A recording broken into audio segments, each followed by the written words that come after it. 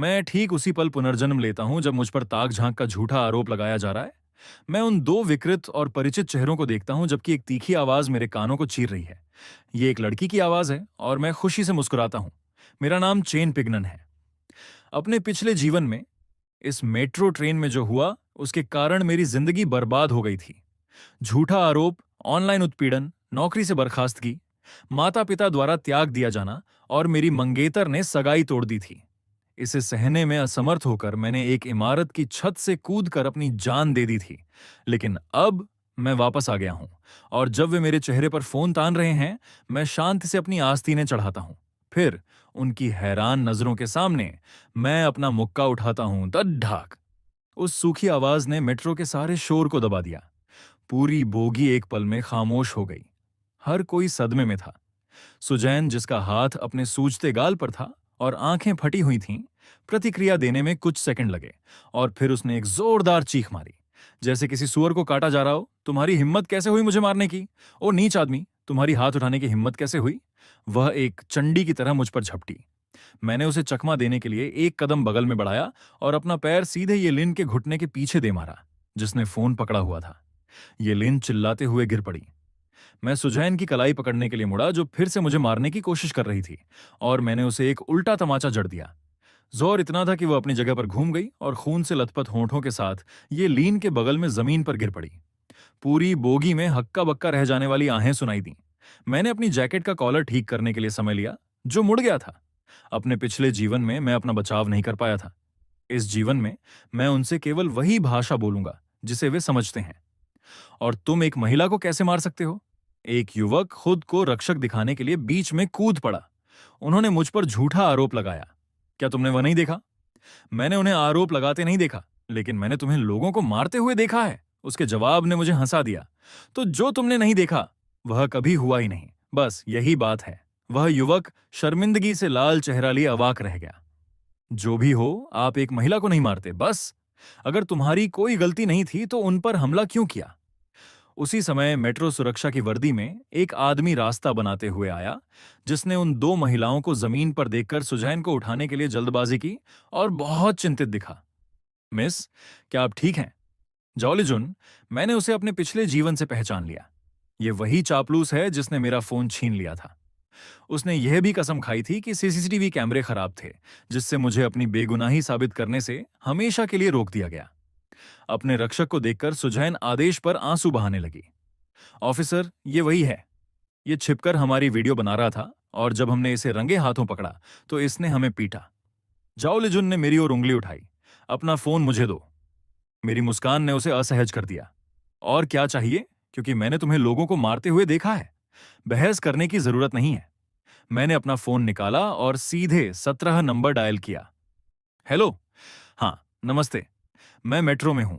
मुझ पर ताक झांक का झूठा आरोप लगाया जा रहा है और कोई मेरा फोन छीनने की कोशिश कर रहा है। पूरी बोगी दंग थी। जाओ लिजुन ने अपनी भौहें सिकोड़ी। तुम क्या खेल खेल रहे हो? मैंने फोन काट दिया और उसकी आंखों में सीधे देखते हुए हर शब्द साफ साफ बोला। पहली बात, आपके पास मुझे आदेश देने का कोई अधिकार नहीं है। दूसरी बात, मुझे कैमरों के खराब होने वाली बकवास मत सुनाना। इस ट्रेन में एक से ज्यादा कैमरे हैं और यहां सिर्फ एक व्यक्ति नहीं है जो अपने फोन से रिकॉर्डिंग कर रहा है। मेरी नजर भीड़ पर घूमी और एक कोने में मैंने एक टोपी पहने युवक को देखा, जो चुपके से अपना फोन नीचे कर रहा था। मेरी नजर उस पर एक सेकंड के लिए ठहरी। मेरे पिछले जीवन में उसकी वीडियो ने ही मेरी मौत के बाद मेरी बेगुनाही साबित की थी। एक ऐसी बेगुनाही जो मेरे किसी काम नहीं आई। इस बार मैं यह सुनिश्चित करूंगा कि सच समय से बहुत पहले गवाह के कटघरे में खड़ा हो। पुलिस स्टेशन के पूछताछ कक्ष में हवा भारी थी। एक पुराना एयर कंडीशनर कोने में गूंज रहा था। मेरी गवाही लेने वाले अधिकारी का नाम मां था, जिनकी उम्र 40 के आसपास थी और आंखों के नीचे काले घेरे थे। हाथ में पेन लिए वह मेज थपथपा रहे थे और स्पष्ट रूप से चिढ़े हुए लग रहे थे। चलो, मुझे बताओ कि हाथापाई की नौबत क्यों आई? मैंने उन्हें शुरू से अंत तक सब कुछ समझाया। उन्होंने पहले मेरा अपमान किया। मैंने केवल अपना बचाव किया। यह आत्मरक्षा है, आत्मरक्षा। उन्होंने अपने पेन से एक लकीर खींची, एक मुक्का जो नाक तोड़ दे। आप इसे आत्मरक्षा कहते हैं। कानून कहीं नहीं कहता कि जब कोई आपके चेहरे पर अपमान करे तो आपको दूसरा गाल आगे कर देना चाहिए। ऑफिसर मां ने भौहें सिकोड़ी और आगे की ओर झुके। चेन पिगनन, मैं आपको सलाह देता हूं कि आप अधिक सहयोगी बने। फिलहाल आप पर जानबूझकर मारपीट और चोट पहुंचाने का आरोप है। यदि मेडिकल रिपोर्ट में मामूली चोटों की पुष्टि होती है तो आपको कई साल की जेल हो सकती है। और तब आपके सुंदर भविष्य को अलविदा। फिर वही पुरानी बात। मेरे पिछले जीवन में बिल्कुल इन्हीं शब्दों के साथ मैं यहीं था। इसी बात ने मुझे फंसा दिया था। बाद में मुझे पता चला कि सुजैन बीमा धोखाधड़ी की विशेषज्ञ थी, एक इन्फ्लुएंसर थी। उसका चाचा, जो नगर पालिका में एक छोटा सा रसूखदार आदमी था, उसका सबसे बड़ा समर्थक था। लेकिन इस बार बात अलग है। मैंने ऑफिसर मां की ओर देखा और धीरे धीरे बोला, ऑफिसर, मैं भी शिकायत दर्ज करना चाहता हूं, मानहानि और झूठे आरोप लगाने के लिए। उन्होंने सार्वजनिक स्थान पर तथ्य गढ़े और उन्हें दुर्भावनापूर्ण इरादे से फैलाया, जिससे मेरी प्रतिष्ठा को गंभीर नुकसान पहुंचा और मुझे काफी मानसिक कष्ट हुआ। ऑफिसर मां का चेहरा काला पड़ गया। क्या आप स्थिति को पलटने की कोशिश कर रहे हैं? मैं केवल तथ्यों को बता रहा हूं और अपने अधिकारों की रक्षा कर रहा हूं। तथ्य तथ्य यह है कि आपने किसी को घायल किया है। बिना रुके मैंने जारी रखा। मेट्रो सुरक्षा अधिकारी जॉलीजुन ने निष्क्रियता बरतकर अपने कर्तव्यों का उल्लंघन किया है। वह उनकी साथी भी हो सकती है। मैं उसके खिलाफ कार्रवाई करने का अधिकार सुरक्षित रखता हूं। नियमों के अनुसार सीसीटीवी फुटेज कम से कम 30 दिनों तक सुरक्षित रखी जानी चाहिए। जिस बोगी में मैं था उसमें आगे और पीछे कैमरे लगे हैं। मैं जहां था वह जगह ब्लाइंड स्पॉट में नहीं हो सकती। अगर पुलिस दावा करती है कि कैमरे खराब थे, तो मैं न्यायिक जांच की मांग करने के लिए एक वकील नियुक्त करूंगा। पूछताछ कक्ष में मौत जैसी खामोशी छा गई। ऑफिसर मां का चेहरा बदल गया। वह मुझे गौर से देख रहे थे। जब स्थिति गतिरोध में थी, कमरे का दरवाजा खुला। एक युवा पुलिसकर्मी ऑफिसर मां के पास आया और उनके कान में कुछ शब्द कहे। ऑफिसर के हाव भाव अजीब हो गए। चेन पिगनन, तुम्हारी मंगेतर यहां है और उसके दोस्त, वे कहते हैं कि वे तुमसे बात करना चाहते हैं। लिन शिनरो। ये नाम एक जंग लगी सुई की तरह था जिसने मेरे दिल को छेद दिया। मेरे पिछले जीवन में वह आशा की आखिरी किरण थी जिससे मैंने चिपके रहने की कोशिश की थी। लेकिन जब साइबर उत्पीड़न ने मुझे घेर लिया तो उसने मुझे छोड़ दिया। मुझे उसका आखिरी संदेश, मुझे ब्लॉक करने से ठीक पहले का, अभी भी पूरी तरह याद है। हाँ, चेन पिगनन, तुम सच में मुझे घिन आती है। हमारे बीच सब खत्म हो गया। दहेज वापस पाने का सपना भी मत देखना। और अब वह यहां है, दोस्तों के साथ। दोस्त। मुझे तुरंत अंदाजा हो गया कि वे कौन हैं। उन्हें अंदर आने दो। दरवाजा खुलता है। सबसे आगे लिनशिनरो, सफेद कपड़े पहने, हल्का और सलीके वाला मेकअप, रोती हुई आंखें, और उसके पीछे वह आदमी। जिस क्षण वह अंदर आया, हवा चिपचिपी हो गई। ज्याडा फांग, कॉलेज का एक सहपाठी, एक नया अमीर जिसका परिवार जमीन हड़पने के धंधे से अमीर हुआ था, और वह उस तरह का आदमी था जो लिन शिनरो के आसपास मक्खी की तरह मंडराता रहता था। उसने बहुत फैशनेबल कपड़े पहने थे। पूछताछ। कक्ष की मध्यम रोशनी में उसकी कलाई पर बंधी रिचर्ड मिल घड़ी चमक रही थी। उसे देखकर मैं मुस्कुराया। हम। बिल्कुल सही। मेरे पिछले जीवन के सभी दुश्मन यहां जमा हैं। जैसे ही शिनरो ने मेरी हथकड़ियां देखीं, उसके आंसू बहने लगे। पिगनन, तुम किसी को कैसे मार सकते हो? क्या तुम्हें अंदाजा है कि यह बात कितनी बढ़ गई है? जैसे ही उसने मुंह खोला, वह मुझ पर आरोप लगा रही थी। मैंने कुछ नहीं कहा, बस उसे नाटक करते हुए देखता रहा। बगल में उस ढोंगी ने बोलना शुरू किया। इंटरनेट पर हंगामा मच गया है। वे कह रहे हैं कि तुम एक परवर्ट और हिंसक व्यक्ति हो। तुम क्या चाहते हो कि शिनरो अपना चेहरा कैसे दिखाए? उसने यह कहते हुए बहुत स्वाभाविक रूप से अपना हाथ लिन शिनरो के कंधे पर रखा और उसे धीरे से थपथपाया। लिन शिनरो ने उसे पीछे नहीं हटाया। इसके विपरीत उसने थोड़ा और उसके सहारे झुकने का मौका लिया। इस दृश्य को देखकर मेरा दिल जम गया। मेरे पिछले जीवन में इसी तरह के पाखंडी व्यवहार ने, जो मेरा भला चाहने का नाटक करते थे, मुझे बर्बाद किया था। जब तक मुझे निकाल नहीं दिया गया और मैं कर्ज में नहीं डूब गया, तब तक मुझे समझ नहीं आया। उनकी सगाई की खबर देखकर मुझे असलियत पता चली। दरअसल असली जोड़ा तो वही थे और मैं बस एक मूर्ख। मैंने शांत आवाज में पूछा, क्या यह बहुत बढ़ गया है? बहुत बढ़ गया। ये तो कम है। ज्याडा फांग ने केले के ब्रांड का नवीनतम स्मार्टफोन निकाला और उसे मेरी नाक के नीचे सटा दिया। ट्रेंड्स देखो, यह वायरल हो गया है। अब तुम एक सेलिब्रिटी हो। स्क्रीन पर मेरी हाई डेफिनेशन फोटो थी। बगल की दो लड़कियों के चेहरे धुंधले कर दिए गए थे। कमेंट सेक्शन भरा पड़ा था। सबसे ऊपर मेरे पहचान पत्र की तस्वीर थी, मेरा पता और मेरी कंपनी की जानकारी।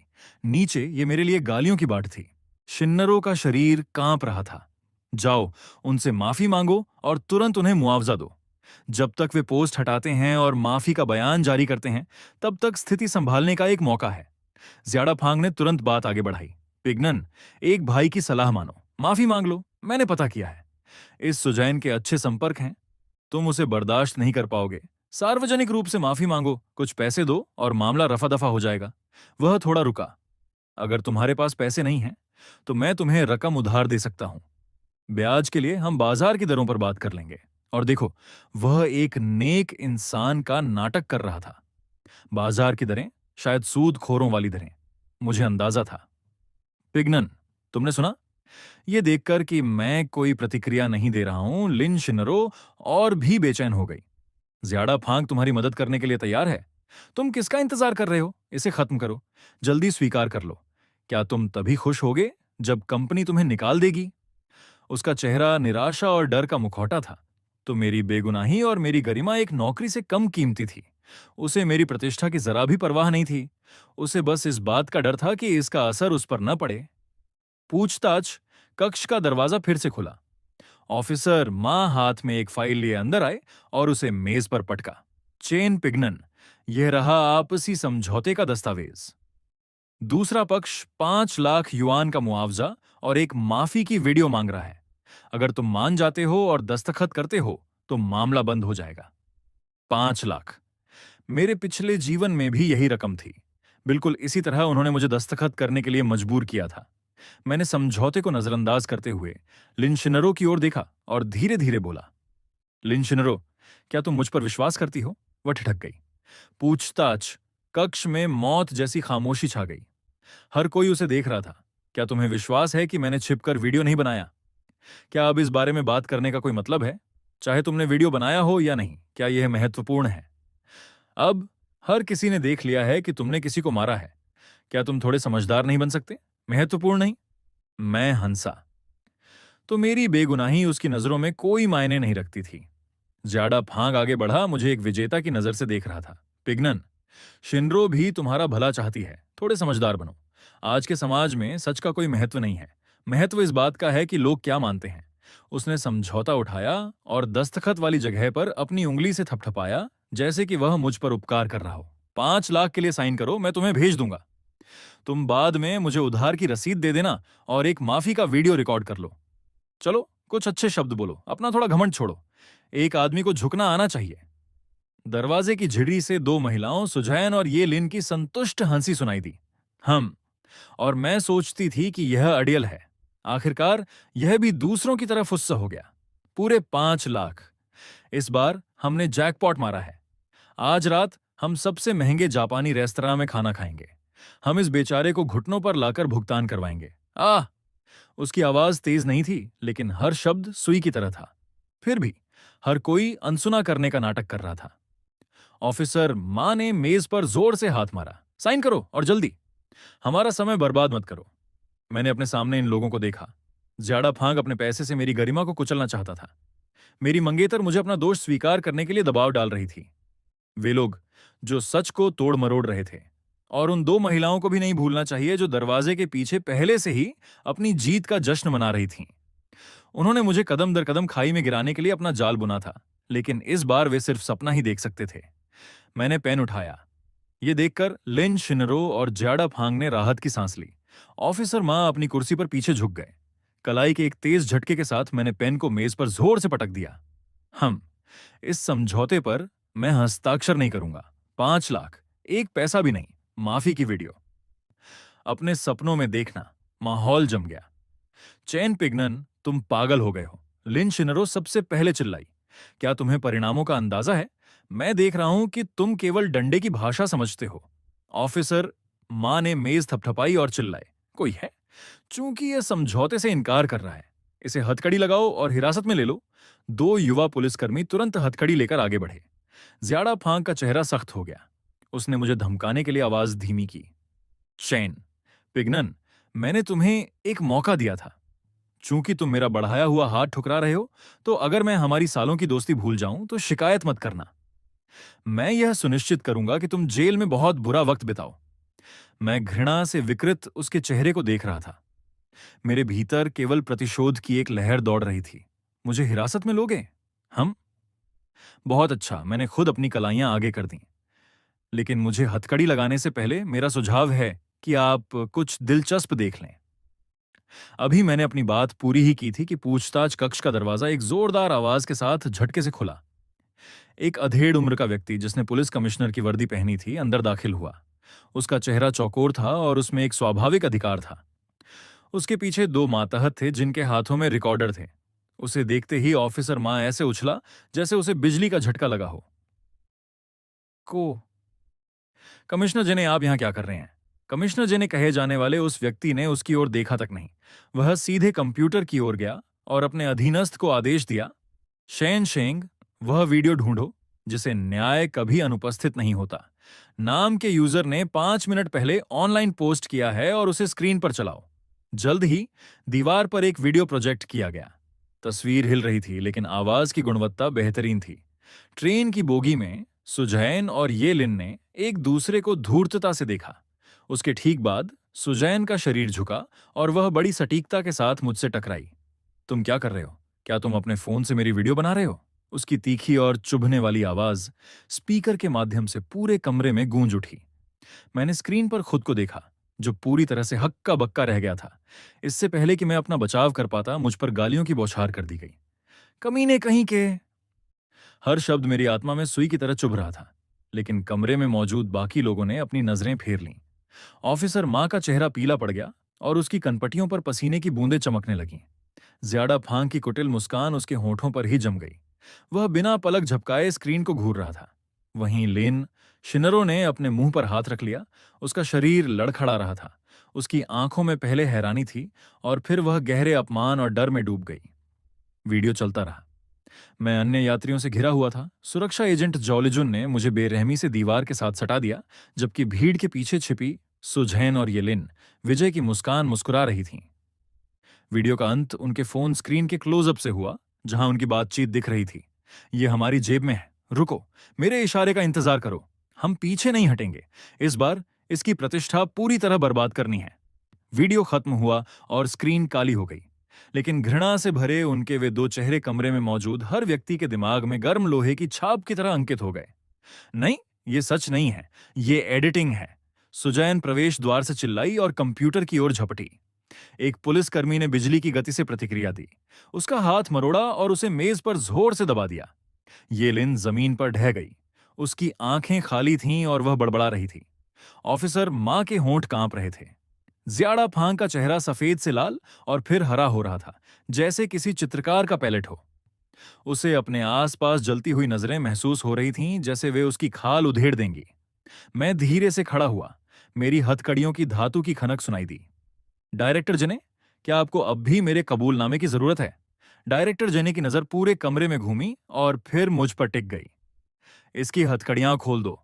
कांपते हुए ऑफिसर मां ने मुझे आजाद किया। मेरी कलाइयां आजाद होते ही उन पर पड़े गहरे लाल निशान साफ दिखाई दे रहे थे। डायरेक्टर जेने की नजरें और सख्त हो गईं। मां बाओगो, ऑफिसर मां, उसके घुटने जवाब दे गए और वह भारी आवाज के साथ जमीन पर गिर पड़ा। आपके मामले में अनुशासन समिति के साथी आपसे मिलने आएंगे। अब अपना यह बैज उतार दो। मां बाओगो पूरी तरह से टूट गया, जैसे कोई रद्दी का ढेर हो। डायरेक्टर जेने की नजर फिर सुजैन और यलीन की ओर मुड़ी।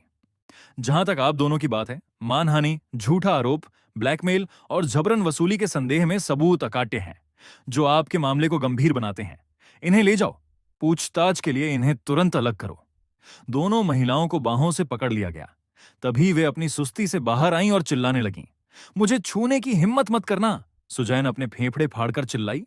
अपने संपर्कों के दम पर उन्हें डराने की कोशिश करने लगी। डायरेक्टर जेने ने एक ठंडी और तिरस्कारपूर्ण मुस्कान दी। हम आज अगर खुद राष्ट्रपति भी आ जाएं तो वे तुम्हें नहीं बचा सकते। हम उन कीड़ों को कभी नहीं छोड़ते जो कानून की गरिमा का अपमान करते हैं। हाथ के एक इशारे के साथ सुजैन और येलिन को बिना किसी दया के बाहर घसीट दिया गया। उनका रोना और गालियां गलियारे में धीरे धीरे कम होती गईं। जब सब सुलझ गया तो डायरेक्टर जेने अपने आदमियों के साथ चले गए। जाने से पहले उन्होंने मुझ पर एक गहरी नजर डाली। कमरे की हवा बर्फीली हो गई थी। ज्यादा फांग ने मुस्कुराने की कोशिश की, जो मुस्कान कम और रोने जैसी शक्ल ज्यादा थी, और मेरे पास आया। पिग्नन, ये एक गलतफहमी है। उसने मेरे कंधे पर हाथ रखने की कोशिश की, लेकिन मैं उसे टालने के लिए हट गया। उसका हाथ एक शर्मनाक सन्नाटे में हवा में लटका रह गया। सच में? क्या आप ही नहीं कह रहे थे कि सच मायने नहीं रखता, कि मामला खत्म करने के लिए मेरा सिर झुकाना ही काफी है? ज्यादा फांग का चेहरा ईंट जैसा लाल हो गया। वह अवाक था। ज्यादा फांग, अपना ढोंग बंद करो। मैं किसी और से बेहतर जानता हूं कि तुम असल में क्या सोच रहे हो। मेरे सामने फिर कभी मत आना। इतना कहकर मैंने उसे नजरअंदाज कर दिया और मेरी नजर शिनरो की ओर मुड़ी। वह वहां पूरी तरह बेसहारा खड़ी थी। आंसुओं की वजह से उसका वह आईलाइनर फैल गया था जिसे उसने इतनी सावधानी से लगाया था। पिग्नन, मुझे माफ कर दो। मुझे तुम पर कभी शक नहीं करना चाहिए था। उसने माफी मांगने के लिए मेरी कमीज का कोना पकड़ने की कोशिश की। अगर आज यह वीडियो नहीं होता तो तुम बस मुझे झूठा आरोपी बनते हुए देखती रहती और फिर अपनी नई जिंदगी शुरू करने के लिए साफ जमीर के साथ ज्यादा फांग की मदद स्वीकार कर लेती। नहीं, मैं तुम मेरे बारे में ऐसा कैसे सोच सकते हो? वो पागलों की तरह सिर हिला रही थी, उसके आंसू और तेज बह रहे थे, लेकिन यह सब बहुत व्यर्थ और दयनीय लग रहा था। मैंने उसे गौर से देखा, अपने हर शब्द को तौलते हुए। मैंने उससे वह सवाल पूछा जिसका जवाब मुझे पहले से पता था, लेकिन जिसकी पुष्टि का मैं इंतजार कर रहा था। लिन शिनरो, अपने दिल पर हाथ रखकर बताओ, क्या तुमने मुझसे कभी सच में प्यार किया था? लिन शिनरो निशब्द रह गई। उसका चेहरा पीला पड़ गया, जैसे उसमें खून ही ना हो। प्यार? शायद उस समय जब मैं साल के 3 लाख कमाता था, जब मैं उसे ब्रांडेड बैग दिला सकता था और बड़े रेस्तरां में ले जा सकता था। लेकिन जब संकट आया, जब उसकी नजरों में मेरी कीमत खत्म हो गई और मैं उसके लिए बोझ बनने वाला था, तो वह दिखावटी प्यार तुरंत गायब हो गया। पास खड़ा ज्यादा फांक ये सुनकर आग बबूला हो गया। बस बहुत हुआ। उसने लिन शिनरो को अपने पीछे खींच लिया। चेन पिगनन, उस पर कीचड़ उछालना बंद करो। मैं तुमसे बेहतर जानता हूं कि शिनरो किस तरह की इंसान है। तुम बस स्थिति अपने पक्ष में होने का फायदा उठाकर सारा दोष उस पर मढ़ रहे हो। हम हमारे मामले से तुम्हारा कोई लेना देना नहीं है। मैंने उसे अपनी नजरों से चीर दिया। बल्कि इसका मुझसे ही लेना देना है। मेरे बर्ताव ने ज्यादा फांग को और भी क्रोधित कर दिया। ये मत सोचो कि तुम बच निकलोगे सिर्फ इसलिए कि पासा पलट गया है। ये अभी खत्म नहीं हुआ है। वह वीडियो जिसमें तुम लोगों को मार रहे हो, वह अभी भी ऑनलाइन है। तो क्या वह आत्मरक्षा थी? जिन इंटरनेट यूजर्स ने पूरा वीडियो देखा है, वे अपनी राय खुद बनाएंगे। अपनी राय। इंटरनेट यूजर्स भेड़ों का झुंड है, जिनका अपना कोई विवेक नहीं होता। वे बस जनमत का पीछा करते हैं। चैन पिगनन, मैं तुम्हें शिनरो से माफी मांगने का आखिरी मौका देता हूं। बदले में मैं इस मामले को दबाने में तुम्हारी मदद कर सकता हूं, वरना ऑनलाइन लिंचिंग की दूसरी लहर के लिए तैयार रहो। इतना कहकर उसने रोती हुई लिन शिनरो को पकड़ा और जाने के लिए मुड़ा। दरवाजे पर पहुंचकर लिन शिनरो ने, जैसे उसने हार न मानी हो, मुड़कर मुझे देखा। मैंने उन्हें दूर जाते देखा। मेरा दिल पूरी तरह शांत था। हम ऑनलाइन लिंचिंग की दूसरी लहर आने दो। मैं उनका डटकर सामना करने के लिए तैयार हूं। पुलिस स्टेशन से बाहर निकलते ही सूरज की रोशनी ने मेरी आंखों को चौंधिया दिया। मैंने अपना फोन निकाला और उसे चालू किया। मिस्ड कॉल्स और मैसेज की जैसे बाढ़ आ गई थी। मैंने सबसे पहले अपने माता पिता को फोन किया। मैंने उनसे कहा कि सब ठीक है, यह सिर्फ एक गलतफहमी थी और उन्हें चिंता करने की जरूरत नहीं है। इसके बाद मैंने सोशल मीडिया खोला। जैसा कि अनुमान था, चीजें बिल्कुल वैसा ही मोड़ ले रही थीं जैसा ज्यादा फांग ने कहा था। पूरा वीडियो आने से जनमत दो हिस्सों में बंट गया था। नेटिजन्स का एक हिस्सा मेरा पक्ष ले रहा था। ये तो पूरा पलटवार है, तो ये सब एक सोची समझी साजिश थी। ये दोनों लड़कियां सच में घिनौनी हैं। इन्हें सीधे जेल भेजो। बहुत अच्छे भाई, तुम डटे रहो। लेकिन दूसरी आवाजें भी धीरे धीरे उठने लगी थीं। कुछ इन्फ्लुएंसर्स और प्रायोजित अकाउंट्स ने बहस को मोड़ना शुरू कर दिया था। यह सच है कि उसे फंसाया गया था और हमें उसे सहानुभूति है, लेकिन हिंसा किसी चीज का समाधान नहीं है। चेन पिगनन का व्यवहार जानबूझकर हमला करने और चोट पहुंचाने जैसा है। चीजों को आपस में न मिलाए। ताक झांक का आरोप झूठा है, लेकिन हमला तो हकीकत है। हमें हर तरह की हिंसा का विरोध करना चाहिए। क्या किसी को यह नहीं लगता कि उसने कुछ ज्यादा ही कर दिया? आखिर वे लड़कियां ही तो हैं। इसे करीब से देखने पर रोंगटे खड़े हो जाते थे। इन कमेंट्स के पीछे स्पष्ट रूप से हेरफेर करने वाले पेशेवर लोग काम कर रहे थे। सुजैन और ये लिन के पीछे खड़ी एजेंसी अब हरकत में आ गई थी। वे मामले को भटकाना चाहते थे, झूठे आरोप से ध्यान हटाकर उसे हिंसा पर केंद्रित करना चाहते थे। तभी मेरा फोन बजा। ये मेरी कंपनी का एचआर विभाग था। चैन पिगनन, इंटरनेट पर चल रहे आपके मामले के संबंध में कंपनी का प्रबंधन इसे बहुत गंभीरता से ले रहा है। चर्चा के बाद आपको निलंबित करने का निर्णय लिया गया है। कृपया औपचारिकताएं पूरी करने के लिए कल ऑफिस आएं। एक ठंडी और बिना किसी भावना वाली सूचना, बिल्कुल मेरे पिछले जीवन की तरह। उन्होंने मुझे स्पष्टीकरण देने का मौका तक नहीं दिया।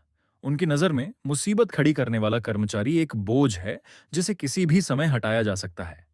फोन काटते समय मुझे कोई आश्चर्य नहीं हुआ। तूफान तो अभी शुरू हुआ है, लेकिन मैं अब अपने पिछले जीवन वाला चेन पिगनर नहीं हूं जो डर से कांपता रहता था। मैंने अपने कॉन्टैक्ट्स खोले। मुझे वहां एक ऐसा नाम मिला जो लंबे समय से दफन था, वकील लू रुयान। उनका ऑफिस शहर के सबसे व्यस्त सीबीडी इलाके में था, एक पूरी मंजिल जिसकी कांच की दीवारों से गगनचुंबी इमारतों का जंगल दिखता था। जब मैंने उन्हें देखा तो उन्होंने एक बेदाग काला सूट पहना हुआ था और खिड़की के पास खड़े होकर फोन पर बात कर रहे थे। उनका लहजा बहुत सख्त था। मिस्टर वांग, ये कॉन्ट्रैक्ट में साफ साफ लिखा है, 30 मिलियन, एक पैसा कम नहीं। या तो आप आज शाम 5 बजे से पहले भुगतान करें या कोर्ट का समन मिलने का इंतजार करें, और मुझसे रियायत की बात ना करें। ये शब्द मेरी डिक्शनरी में नहीं है। उन्होंने फोन रख दिया। तभी वे मेरी ओर मुड़े। उनकी नजर एक एक्सरे की तरह थी जिसने मुझे सिर से पांव तक परखा। चैन पिगनन, मैं ही हूं, मेट्रो वाले मामले में शामिल व्यक्ति।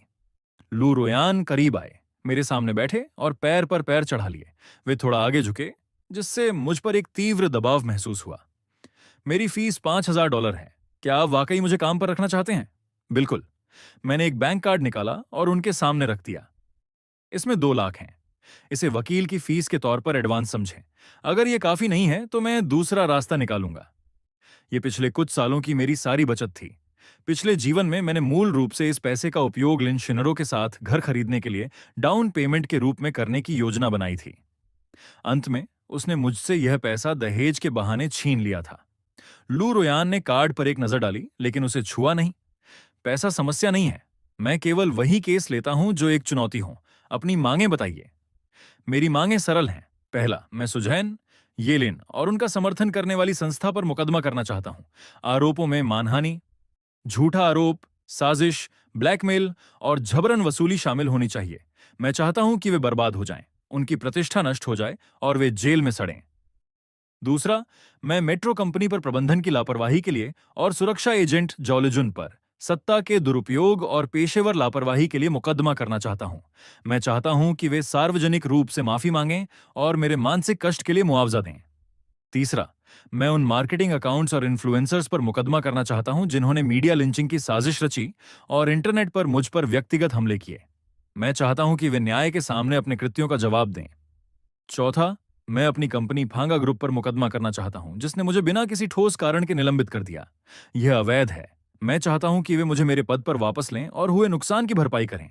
लू रुयान के चेहरे पर दिलचस्पी की एक चमक दिखाई दी। दिलचस्प? तो आप उन सभी को एक ही झटके में गिराना चाहते हैं जिन्होंने आपके साथ गलत किया है। चूंकि उन्होंने मेरा दुश्मन बनना चुना है तो उन्हें इसकी कीमत चुकानी होगी। लेकिन क्या आपने सोचा है कि आप किससे टकरा रहे हैं? लू रुयान की उंगलियां मेज पर धीरे धीरे थपथपा रही थीं। सुजैन और अन्य को एक कुख्यात पीआर एजेंसी का समर्थन प्राप्त है। एक कंपनी को डुबाने के कई तरीके होते हैं। मेट्रो कंपनी एक सरकारी उद्यम है, उन्हें झुकाना मुश्किल है, और ये सभी स्कैंडल अकाउंट्स बड़े रसूखदारों के इशारे पर चलते हैं। जहां तक आपकी कंपनी फांगा ग्रुप की बात है, इस शहर में सेक्टर लीडर बनने के लिए क्या आपको लगता है कि उनके अधिकारियों के ऊंचे संपर्क नहीं होंगे? क्या आपको वाकई विश्वास है कि आप जीतेंगे? मुझे विश्वास है, इसीलिए मैं आपके पास आया हूं। लू रोयान उस व्यक्ति के उत्साह के साथ मुस्कुराए जिसे आखिरकार अपनी टक्कर का कोई मिल गया हो। आपको ऐसा क्यों लगता है कि मैं आपकी मदद कर सकता हूं? क्योंकि आप लू रुयान हैं, शहर के सबसे अच्छे और सबसे महंगे वकील। 5 साल का करियर, सैकड़ों मुकदमे और एक भी हार नहीं। आपकी विशेषज्ञता असंभव को संभव बनाने में है। ये सब मैंने अपने पिछले जीवन में खुद को बचाने के रास्ते तलाशते हुए सीखा था। दुर्भाग्य से उस समय मेरे पास परामर्श के लिए भी पैसे नहीं थे। हम ऐसा लगता है आपने मेरे बारे में अच्छी रिसर्च की है। लू रुयान की मुस्कान और चौड़ी हो गई। लेकिन सिर्फ मुझे जानना काफी नहीं है। मुझे यह जानना होगा कि आपके पास क्या तुरुप का इक्का है। मेरे पास जो तुरुप का इक्का है वह है सच। मैंने उनके सामने एक यूएसबी ड्राइव सरका दी। इसमें पूरा वीडियो और कुछ अन्य जानकारी है जो मैंने खोजी है। लू रुयान ने अपनी भौहें उठाईं। उन्होंने ड्राइव को अपने लैपटॉप से जोड़ा। फाइलों में वीडियो के अलावा एक दस्तावेज भी था। उस दस्तावेज में विस्तार से बताया गया था कि कैसे सुजैन और ये लिन ने पिछले 1 साल में 3 अन्य पुरुषों को ब्लैकमेल करने के लिए झूठे एक्सीडेंट और स्कैम किए थे। इसमें तारीखें, स्थान, पीड़ितों की पहचान और वसूली गई रकम का पूरा विवरण था। मैंने यह सब केवल अपने पिछले जीवन की यादों के आधार पर इकट्ठा किया था। उस जीवन में ये पीड़ित अपनी प्रतिष्ठा के डर से चुप रहे और मामला दबाने के लिए भुगतान कर दिया। उनकी कायरता ने सुझैन और दूसरों के अहंकार को और बढ़ा दिया था। इस जीवन में मैं उन सब को बेनकाब करूंगा। लू रोयान जितना ज्यादा पढ़ते गए, उनकी आंखें उतनी ही चमकती गईं। ओह, ये सब आपने कैसे हासिल किया? ये मायने नहीं रखता। महत्वपूर्ण यह है कि क्या यह जानकारी हमारे लिए हथियार बन सकती है। हथियार से भी बढ़कर। लू रुयान ने दस्तावेज बंद किया। उनका चेहरा बेकाबू उत्साह से भरा था। यह एक परमाणु बम है। चेन पिगनन, आप मेरी कल्पना से कहीं ज्यादा दिलचस्प हैं। वे उठे और अपना हाथ आगे बढ़ाया। मैं ये केस लेता हूं। आपके साथ टीम बनाकर खुशी होगी। मुझे भी खुशी होगी। मैंने उनका हाथ थाम लिया। उनका हाथ ठंडा था लेकिन पकड़ मजबूत थी। हालांकि मेरी एक शर्त है। क्या? अब से आपको मेरे हर निर्देश का सख्ती से पालन करना होगा। आप मीडिया से जो कुछ भी कहेंगे वह पहले मुझसे स्वीकृत होना चाहिए। मैं नहीं चाहता कि मेरा क्लाइंट कोई अनियंत्रित और गुस्सैल व्यक्ति बने। कोई समस्या नहीं है, लू रुयान। बढ़िया। लू रुयान ने अपने डेस्क का फोन उठाया। एमएस, जनसंपर्क और कानूनी विभागों को सूचित करें। मीटिंग बुलाएं। हमारे पास एक बड़ा कॉन्ट्रैक्ट है। मुझे पता था कि मेरा पलटवार वास्तव में इसी क्षण से शुरू हो रहा था। तूफान बस आने ही वाला था। लू रुयान की कार्यक्षमता अद्भुत थी। एक ही दिन में उन्होंने सारी तैयारियां पूरी कर लीं। अगली सुबह 4 वकीलों के पत्र एक साथ सुजैन के संस्थान, मेट्रो प्रबंधन, फांगा ग्रुप और करीब 1 दर्जन स्कैंडल अकाउंट्स के संचालकों को भेजे गए। इसके तुरंत बाद रुयान ने मेरे नाम पर एक प्रेस कॉन्फ्रेंस आयोजित की। कमरा लोगों से खचाखच भरा था। कैमरों और माइक्रोफोन की बाढ़ाई हुई थी। रुयान द्वारा तैयार किए गए सूट को पहनकर मैं मंच पर बैठा था। फ्लैश की चमक के सामने मेरा चेहरा शांत था। लू रुयान ने मेरे वकील के रूप में सबसे पहले बात की। उन्होंने पूरी सच्चाई को स्पष्ट और संक्षिप्त तरीके से सबके सामने रखा। फिर उन्होंने बिना किसी काट छांट के पूरा वीडियो दिखाया। हॉल में हैरानी की सुगबुगाहट फैल गई। तभी लू रुयान ने अपना दूसरा धमाका किया। उन्होंने सुजैन और येलिन से जुड़े ब्लैकमेल और जबरन वसूली के 3 अन्य मामलों को सार्वजनिक कर दिया। हालांकि पीड़ितों के नाम छिपे हुए थे, लेकिन काम करने का तरीका और शामिल रकम यह साबित करने के लिए काफी थी कि यह एक संगठित आपराधिक समूह था। मेरे क्लाइंट मिस्टर चेन पिंगन न केवल साइबर बुलिंग के शिकार हैं, बल्कि वह एक व्हिसल ब्लोअर भी हैं। उन्होंने अंधेरे में चल रहे एक आपराधिक नेटवर्क को बेनकाब करने के लिए साहसपूर्वक आगे आने का फैसला किया है। रुयान की आवाज शक्तिशाली, दृढ़ और बेहद प्रभावशाली थी। हमने पर्याप्त सबूत जुटा लिए हैं और उन्हें पुलिस और संबंधित अधिकारियों को सौंप दिया है। हमें विश्वास है कि कानून सभी पीड़ितों को न्याय दिलाएगा। वहां मौजूद पत्रकार बेकाबू हो गए। चारों तरफ से सवालों की बौछार होने लगी। मिस्टर चेन, आपको ये सबूत कैसे मिले? मिस्टर चेन, फांगा ग्रुप ने आपको निलंबित कर दिया है। आपकी क्या प्रतिक्रिया है? मैत्रेलू, आप कितने हर्जाने की मांग कर रहे हैं? लू रुयान ने सबको शांत होने का इशारा किया। फिर माइक्रोफोन मेरी तरफ खिसका दिया। नमस्ते, मैं आपके सभी सवालों के जवाब दूंगा। पहला, सबूतों के स्रोत के बारे में मैं केवल इतना कहूंगा कि न्याय धीमा हो सकता है, लेकिन वह अंततः आता जरूर है। जब कोई व्यक्ति अपनी गरिमा की रक्षा करने का निर्णय लेता है, तो पूरी दुनिया उसे रास्ता देने के लिए हट जाती है। दूसरा, मुझे निलंबित करने के फांगा ग्रुप के फैसले पर मुझे गहरा खेद है। एक बड़ी कंपनी को न केवल वैल्यू क्रिएट करनी चाहिए, बल्कि अपने कर्मचारियों की रक्षा करने की जिम्मेदारी भी लेनी चाहिए। मैं एक कर्मचारी के रूप में अपने अधिकारों की कानूनी लड़ाई लड़ूंगा। तीसरा और सबसे महत्वपूर्ण बात, मैंने ये प्रेस कॉन्फ्रेंस पैसे पाने या सहानुभूति बटोरने के लिए आयोजित नहीं की है। मैं बस उन सभी से कहना चाहता हूं जिन्होंने अन्याय सहा है या सह रहे हैं। मैं रुका और पूरे कमरे पर नजर डाली। जब अंधेरा छा जाए तो डरो मत और समझौता मत करो, क्योंकि हर बार जब आप झुकते हैं तो आप केवल उस अंधेरे को और मजबूत करते हैं। आपको अपनी पूरी ताकत से पलटवार करना चाहिए। भले ही आप एक छोटी सी रोशनी हो, उसका उपयोग अंधेरे को चीरने के लिए करें। मेरे भाषण के अंत में तालियों की गड़गड़ाहट गूंज उठी। प्रेस कॉन्फ्रेंस का असर तुरंत हुआ। इंटरनेट पर जनमत पूरी तरह बदल गया। जो आवाजें पहले मुझ पर हमला कर रही थीं, वे पल भर में गायब हो गईं और समर्थन की लहर दौड़ गई। Chen Pingan, the whistle blower, honey trap network को कड़ी सजा दो। फांगा ग्रुप को चेन पिंगन से माफी मांगनी चाहिए। ये कीवर्ड सभी बड़े प्लेटफॉर्मों पर ट्रेंड करने लगे। सुजैन और येलिन की एजेंसी के शेयर गिर गए। कई भागीदारों ने अपने अनुबंध तोड़ दिए। मेट्रो कंपनी ने रात में ही एक बयान जारी कर सुरक्षा कर्मियों के खिलाफ कार्रवाई की घोषणा की। झाओ लिगिन को बर्खास्त कर दिया गया और जिम्मेदार लोगों को दंडित किया गया। फांगा ग्रुप भी मीडिया संकट में फंस गया।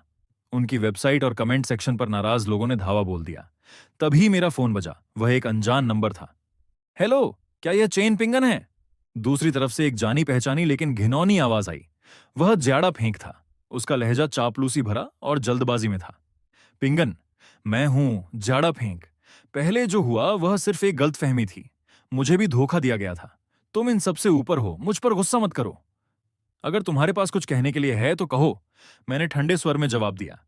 ज्यादा फेंक थोड़ा रुका। सुजैन की कंपनी के मालिक के मेरे परिवार के साथ कुछ व्यावसायिक संबंध हैं। उन्होंने मुझसे इस मामले में तुम्हारे साथ मध्यस्थता करने को कहा है ताकि यह देखा जा सके कि क्या इसे शांति से सुलझाया जा सकता है। कीमत पर बात हो सकती है। वे तुम्हें 100 मिलियन का मुआवजा देने के लिए तैयार हैं। 100 मिलियन? कितनी उदारता है। ऐसा लगता है कि लू रुयान के परमाणु बम ने उन्हें बहुत डरा दिया है। वे पैसे से मामले को दबाना चाहते हैं। तुम क्या कहते हो? मुझे लगता है कि यह सोचने लायक है। 100 मिलियन के साथ तुम जीवन भर के लिए निश्चिंत हो जाओगे। पैसे के सामने काम, प्रतिष्ठा, इन सब का कोई मोल नहीं है। इस समय तुम और शिनरू। मैंने उसे बीच में ही रोक दिया। पहला, शिनरू और मेरे बीच अब कुछ नहीं है। दूसरा, तुम उन्हें बता सकते हो कि मैं किसी भी समझौते से इनकार करता हूं। मैं चाहता हूं कि वे सब जेल में सड़ें। इतना कहकर मैंने सीधे फोन काट दिया और उसका नंबर ब्लॉक कर दिया। कुछ लोग कभी नहीं समझेंगे कि कुछ चीजें खरीदी नहीं जा सकती, जैसे मासूमियत और गरिमा। ज्यादा फेंक ने हार नहीं मानी। उसने दूसरे नंबर से फोन किया जिसे मैंने फिर से ब्लॉक कर दिया। फिर लिन शिनरू का फोन आया। मैंने एक पल के लिए हिचकिचाया, फिर फोन उठाया। पिंगन, तुम समझौते से इनकार क्यों कर रहे हो? 100 मिलियन, ये ऐसी रकम है जिसे हम अपनी पूरी जिंदगी में कभी नहीं कमा पाएंगे।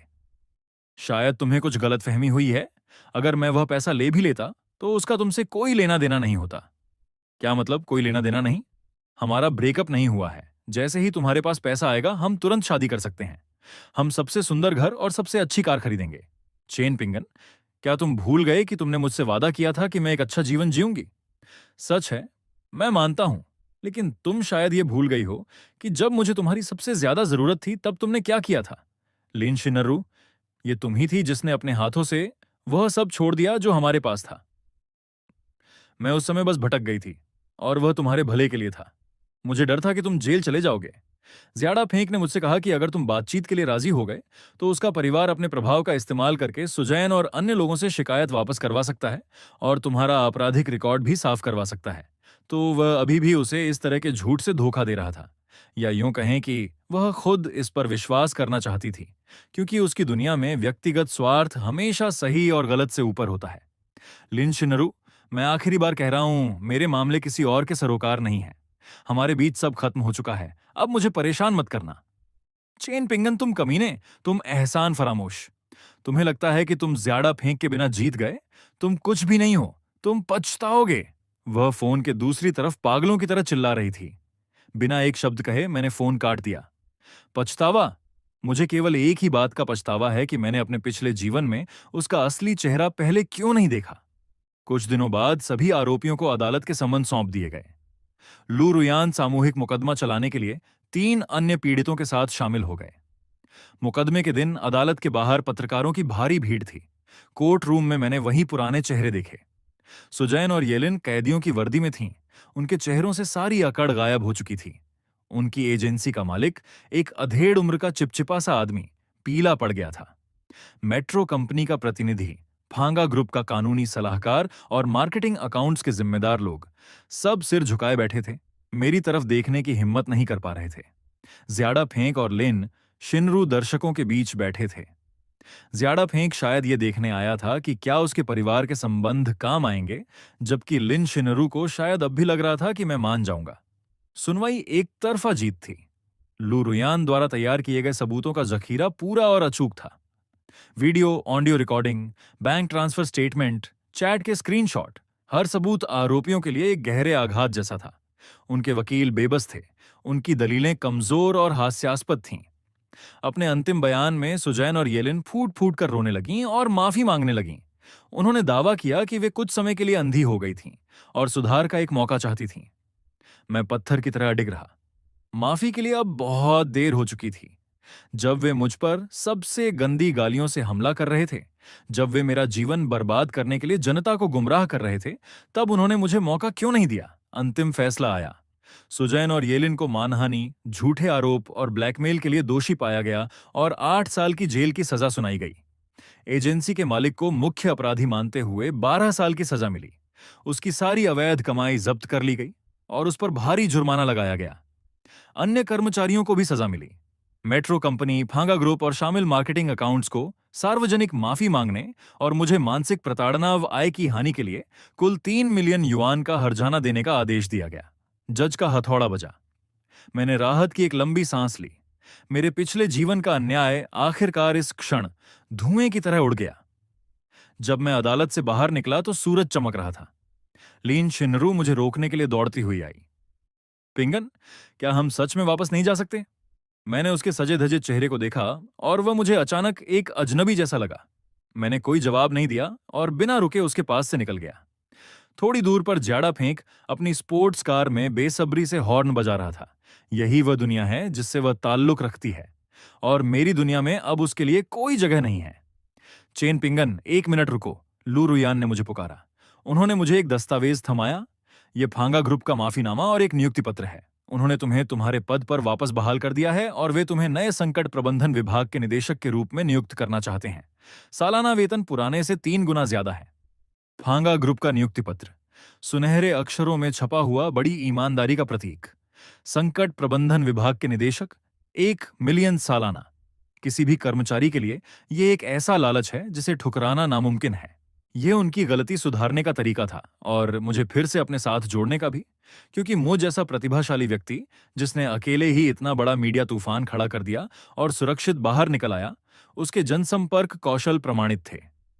तुम्हें क्या लगता है? रुयान की नजरें खोजी थीं। मैंने नियुक्ति पत्र और माफीनामा वापस फोल्डर में रख दिया। मैत्रेलू, क्या आप मेरी तरफ से उन्हें जवाब दे सकते हैं? मैं माफी स्वीकार करता हूं।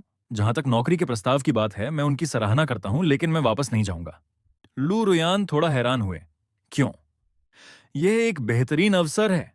शान से वापस जाना और उन सभी का मुंह बंद करना जिन्होंने तुम्हारा अपमान किया। क्या यह सुखद नहीं है? यह सुखद है, लेकिन यह काफी नहीं है। मैंने दूर शहर की इमारतों को देखा। एक कंपनी के मूल्य। फांगा ग्रुप ने सच्चाई की जांच करने के बजाय परेशानी शुरू होते ही मुझे छोड़ने का फैसला किया। यह उस कंपनी की संस्कृति के बारे में बहुत कुछ बताता है। वहां कर्मचारी किसी भी समय कुर्बान किए जाने वाले प्यादे हैं और मुनाफा हमेशा सबसे ऊपर रहता है। ऐसी जगह पर सबसे ऊंचे पद और सबसे ज्यादा वेतन के साथ भी मैं कभी शांत नहीं रह पाऊंगा। और सबसे महत्वपूर्ण बात, इस घटना के बाद मैं अब दूसरों के लिए काम नहीं करना चाहता। अपने पिछले जीवन में मैंने बहुत मेहनत की, यह सोचकर कि अपना सर्वश्रेष्ठ देना ही सुनहरे भविष्य के लिए काफी है। अंत में एक अप्रत्याशित आपदा ही सब कुछ राख करने के लिए काफी थी। इस नए जीवन में मैं अपने लिए जीना चाहता हूं। मैं अपने हाथों से अपनी कंपनी बनाना चाहता हूं, एक ऐसी कंपनी जो जिम्मेदार और मानवीय हो। लू रुयान कुछ सेकंड के लिए चुप रहे, फिर मुस्कुराए। मैंने तुम्हारे बारे में गलत नहीं सोचा था। तुम महत्वाकांक्षी हो। तुम्हारी योजना क्या है? अब मैं मुआवजे के पैसे का उपयोग एक जनसंपर्क एजेंसी शुरू करने के लिए करना चाहता हूं जो उन आम लोगों की मदद करने में माहिर हो, जो कभी मेरी तरह मीडिया संकट में फंस जाते हैं और जिनके पास जाने के लिए कोई नहीं होता। उन्हें कानूनी और संचार सहायता प्रदान करना। विचार अच्छा है, लेकिन कंपनी बनाना आसान नहीं है। तुम अकेले बहुत जल्दी थक जाओगे। इसीलिए मैं मैत्रेलू को अपना पार्टनर बनने का प्रस्ताव देना चाहता हूं। आखिरकार मुझे कानून के बारे में कुछ नहीं पता। मुझे इन सब को संभालने के लिए आपकी जरूरत है। लू रुयान हैरान रह गए। मैं तुम्हारे लिए काम करूं? उन्होंने एक भौं उठाई। हम्फ, चेन पिंगन, तुम में सच में बहुत हिम्मत है। यह मेरे लिए काम करना नहीं है, यह एक साझेदारी है। आपके पेशेवर कौशल और मेरे मैदानी अनुभव के साथ अगर हम टीम बनाते हैं तो हम बड़ी चीजें हासिल कर सकते हैं। शेयरों के लिए 60% आपके लिए और 40% मेरे लिए। लू रुयान ने तुरंत जवाब नहीं दिया। उन्होंने हाथ बांधकर मुझे दिलचस्पी से देखा। काफी देर बाद उन्होंने कहा, 50-50, डील पक्की है। मैंने बिना किसी हिचकिचाहट के हाथ आगे बढ़ाया। लू रुयान ने मेरा हाथ थाम लिया। आपके साथ व्यापार करके खुशी हुई, सीईओ चेन। मुझे भी खुशी हुई, सीईओ लू। हमने एक दूसरे को देखकर मुस्कुराहट साझा की। 1 महीने बाद फेंगस पब्लिक रिलेशंस कंसल्टेंसी ने आधिकारिक तौर पर अपने दरवाजे खोले। ये नाम मैंने ही चुना था। मुझे उम्मीद है कि हम उन लोगों के लिए मार्गदर्शक बन सकेंगे जो तूफान में खो गए हैं। उद्घाटन के दिन ज्याडा फेंक और लिन शिनरू ने फूलों की टोकरियां भेजी। आपकी समृद्धि की कामना करते हैं। मैंने उनके फूलों और शुभकामनाओं को कूड़ेदान में फेंकवा दिया। कुछ लोगों की दुआएं मेरे लिए बहुत गंदी होती हैं। एजेंसी की पहली ग्राहक एक छात्रा थी जो ट्रेनिंग स्कैम और साइबर बुलिंग की शिकार थी। दूसरा, एक युवा डिलीवरी बॉय जिस पर एक बुजुर्ग की मदद करने के बाद झूठा आरोप लगाया गया था। तीसरी, एक गृहिणी जो बिना सोचे समझे मीडिया के दुर्भावनापूर्ण संपादन का शिकार हुई थी, जिसने उसे एक भयानक सास के रूप में दिखाया था। हर मामला मेरे अपने जीवन के प्रतिबिंब जैसा था। लू रुयान और मैं सबूत इकट्ठा करने, सच्चाई को बहाल करने और ऑनलाइन उत्पीड़न का मुकाबला करने के लिए अपनी टीम का नेतृत्व करते थे। हमने एक के बाद एक जीत हासिल की और फेंगस की प्रतिष्ठा बढ़ती गई। हम अन्याय का सामना कर रहे कई आम लोगों के लिए आखिरी उम्मीद बन गए। एक शाम ओवरटाइम के बाद मैं लू रुयान के साथ शहर की जगमगाती रोशनी में पैदल घर लौट रहा था। थक गए? उन्होंने मुझसे पूछा। थका हुआ हूं, लेकिन यह सार्थक है। हाँ, रुयान ने आह भरी। पहले मैं केवल जीतने के लिए, पैसे के लिए केस लेता था। अब ऐसा लगता है जैसे कुछ और भी है। उसे क्या कहते हैं? कर्तव्य पूरा होने की भावना। शायद, उन्होंने मेरी तरफ मुड़ते हुए कहा। स्ट्रीट लाइट की रोशनी उनकी आंखों में दो टिमटिमाते सितारों की तरह नाच रही थी। उनकी मुस्कान देखकर मेरा दिल भी चमक उठा। अपने पिछले जीवन में मेट्रो मुझे मौत की ओर ले गई थी, लेकिन इस जीवन में एक अजीब संयोग से उसने मेरे जीवन को पूरी तरह से नए और उज्जवल रास्ते पर डाल दिया। मेरा नाम चेनपिंगन है और वह लड़का जिसके नाम का अर्थ शांति है, वह आखिरकार सुनहरे दिनों को जानेगा।